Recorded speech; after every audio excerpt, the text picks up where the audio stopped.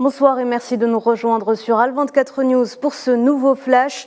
Le Maroc s'est réveillé sous les débris. Un puissant séisme de magnitude 6,8 a frappé le pays durant la nuit dernière, faisant au moins 1037 morts et plus de 600 blessés, provoquant d'énormes dégâts et semant la panique à Marrakech et dans plusieurs autres villes.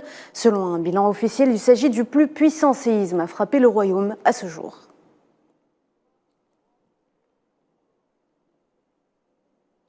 Et face à cette catastrophe naturelle, l'Algérie s'est dite ce samedi pleinement disposée à fournir des aides humanitaires au Maroc et à mobiliser tous les moyens matériels et humains en solidarité avec le peuple marocain.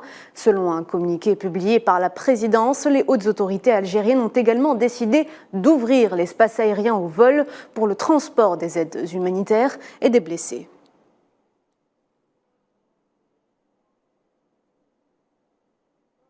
Dans ce contexte, l'Algérie a présenté dans un communiqué publié par le ministère des Affaires étrangères ses sincères condoléances aux familles des victimes et au peuple marocain suite au séisme qui a frappé la province d'El Haouz au sud-ouest de Marrakech.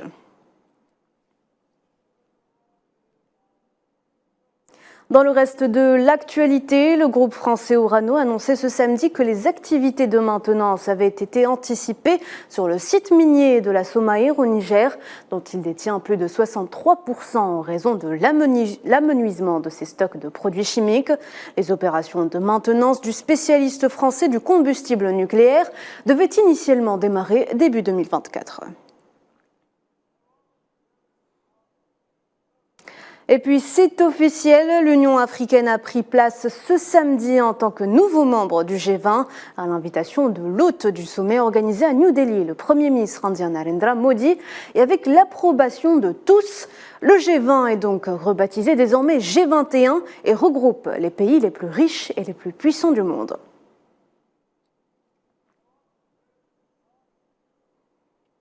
En marge du sommet du G20, un accord ferroviaire et portuaire multinational reliant le Moyen-Orient et l'Asie du Sud a été annoncé ce samedi. Selon Washington, l'accord bénéficiera aux pays à revenus faibles et intermédiaires de la région.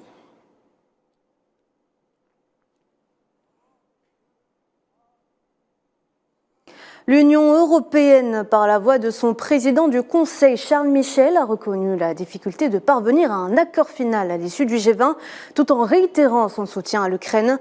Il a ajouté que l'UE souhaitait que le G20 accélère ses efforts pour atteindre les objectifs de développement durable et envoie un message sur les questions climatiques et les efforts mondiaux visant à réduire la pauvreté.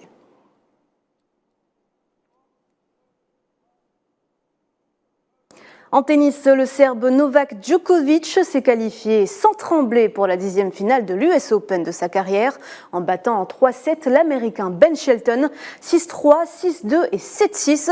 Il tentera dimanche de remporter son 24e tournoi du Grand Chelem pour égaler le record absolu de Margaret Court. Pour cela, il devra battre le Russe Daniil Medvedev, lauréat en 2021, qui a sorti en 4-7 l'Espagnol tenant du titre Carlos Alcaraz, numéro 1 mondial. Djokovic, qui a assuré à 36 ans de remonter au sommet du classement à l'issue de la compétition, vise un 4e trophée à Flushing Meadows où il s'est imposé 3 fois.